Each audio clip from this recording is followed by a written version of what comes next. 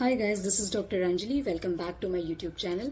आज मैं अनलॉक करूंगी रेटिनॉल सीरम को। जी हाँ, आज हम डिस्कस करेंगे रेटिनॉल सीरम के बारे में।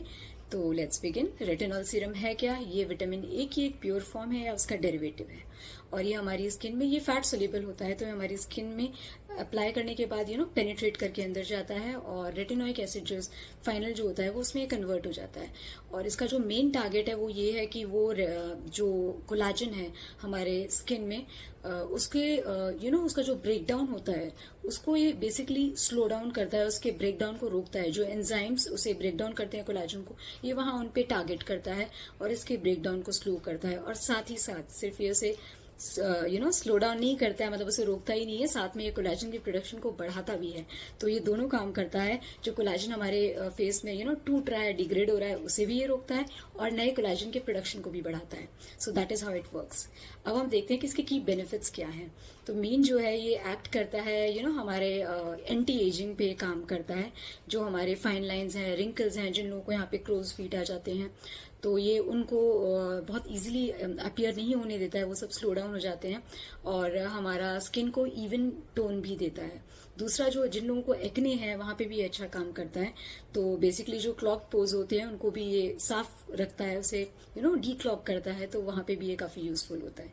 तीसरा, हाइपर पिगमेंटेशन। जी हाँ, डार्क स्पॉट्स, वहां पे भी ये काफी अच्छा काम करता है। ये डार्क स्पॉट्स को, या जो हाइपर पिगमेंटेड स्पॉट्स होते हैं, over a period of time उस पिगमेंटेशन को कम करता है, तो और हमें एक इवन स्किन टोन प्रोवाइड करता है। और ये हमारे स्किन के टेक्सचर को भी इम्प्रूव करता है और हमें मिलती है एक यूथफुल एंड ग्लोइंग स्किन। जी हाँ, रेटिनॉल जो होता है वो काफी कॉन्सेंट्रेशंस में अवेलेबल होता है। जो बिगनर्स होते हैं, जो इसे नया शुरू कर रहे हैं, वो हमेशा 0.01 या 0.05% से इसे स्टार्ट करें, और धीरे धीरे धीरे करके आप इसे इसका कॉन्सेंट्रेशन जो है, आप इसे ज्यादा उसमें यूज कर सकते हैं। या पहले मैं आपके साथ बता दूं कि आप राइट एजेस को स्टार्ट करने की क्या है। तो मिड 20s, जी हाँ, आपके जो मिड 20s है वो एकदम राइट एज है रेटिनॉल को याद स्टार्ट करने के लिए, क्योंकि दैट इज द टाइम जब हमारे कोलाजन का ब्रेक डाउन धीरे धीरे स्टार्ट हो जाता है। तो और सेल टर्नओवर जो होता है वो भी थोड़ा सा स्लो डाउन हो जाता है। सो उस एज पे ही हमें इसे स्टार्ट कर देना चाहिए। We should not wait for our late 30s and 40s। So yes, mid 20s is the right age to start it, और girls and boys both can use it. तो yeah we were talking about the concentration. So आप धीरे धीरे इसके concentration को increase कर सकते हैं। इसका एप्लीकेशन आप इनिशियली जब आप इसे स्टार्ट कर रहे हैं, आप इसे वंस या ट्वाइस अ वीक लगाएं, और धीरे धीरे over a period of years आप फिर उसको डेली बेसिस पे भी, रेगुलर बेसिस पे भी अप्लाई कर सकते हैं। इसे कब अप्लाई किया जाए? जी हाँ, आई थिंक प्रेफरेबली जो सही टाइम है वो नाइट टाइम है। सोने से पहले आप नाइट टाइम में इसे अप्लाई करें, और मॉर्निंग टाइम पे आप विटामिन सी सीरम यूज करें। जिन लोगों की स्किन बहुत सेंसिटिव है वो इसे डायरेक्टली अप्लाई करने की बजाय पहले लाइट मॉइस्चराइजर अप्लाई कर लें, और उसके बाद रेटिनॉल अप्लाई करें, और उसके ऊपर आप चाहें तो काउंटर टॉप दोबारा से आप मॉइस्चराइजर अप्लाई कर सकते हैं। फॉर मी, मैं तो डायरेक्टली अपना फेस वॉश करके, इसे क्लींस करके और डायरेक्टली रेटिनॉल अप्लाई कर लेती हूँ, और उसके बाद अपनी जो रेगुलर नाइट क्रीम है उसे अप्लाई कर देती हूँ। सो आपको जैसे सूट होता हो आप उसी वे से जाइए। अप्लाई कैसे किया जाए? जी हाँ, इधर आप इसे अपने पाम पे इसकी छोटी सी क्वांटिटी लेके आप इसे अपने फेस पे लगा के सब तरफ अच्छे से स्प्रेड कर सकते हैं, या फिर आप डायरेक्टली ड्रॉपर लेके आप डायरेक्टली भी अपने फेस पे से अप्लाई कर सकते हैं, और फिर आप स्मूथली इसे अच्छे से स्प्रेड आउट कर दीजिए।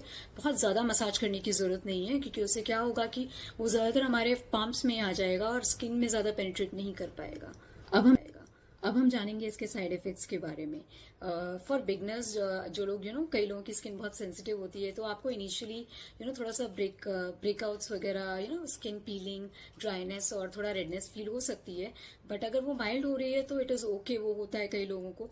बट अगर बहुत ज्यादा इचीनेस हो रही है या ज्यादा पेनफुल रेड स्पॉट्स आ गए हैं, ऐसा कुछ है, तो आप इसका यूज डिसकंटिन्यू करें और अपने डर्मेट को कंसल्ट करें, और उनके कंसल्टेशन के हिसाब से इसे यूज करें। अब हम जानेंगे कि कहाँ कॉन्ट्रा इंडिकेटेड होता है रेटिनॉल। तो जी हाँ, प्रेगनेंसी एंड ब्रेस्ट फीडिंग में रेटिनॉल कॉन्ट्रा इंडिकेटेड है, तो आप उस टाइम पे इसके यूजेज को अवॉइड कीजिए। और फाइनली मैं आपको सिर्फ एक ही बात कहना चाहूंगी कि in case of retinol, consistency and patience that gives you the result. So हाँ जी, इन केस ऑफ रेटिनॉल आपको पेशेंट रहना है और आपको कंसिस्टेंट रहना है। आप रेटिनॉल अप्लाई करना स्टार्ट करेंगे तो इमीडिएटली आप ये चाहें कि महीने 2 महीने में आपको रिजल्ट दिखने लगे, तो ऐसा नहीं होगा। So just be patient and be consistent, और आप कंसिस्टेंटली इसे यूज करके तो देखिए, it will give you very good result. It will give you a youthful, firm, even toned, and a glowing skin. So yes, retinol is a must for everyone, and you must go for it.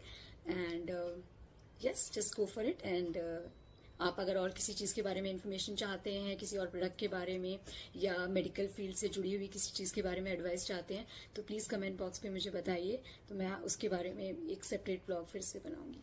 आपको मेरा channel पसंद आ रहा है तो please इसे like, share, comment and subscribe कीजिए, so that मैं थोड़ा मोटिवेटेड रहूं और ज़्यादा व्लॉग्स बनाऊं। So please do share, comment and subscribe.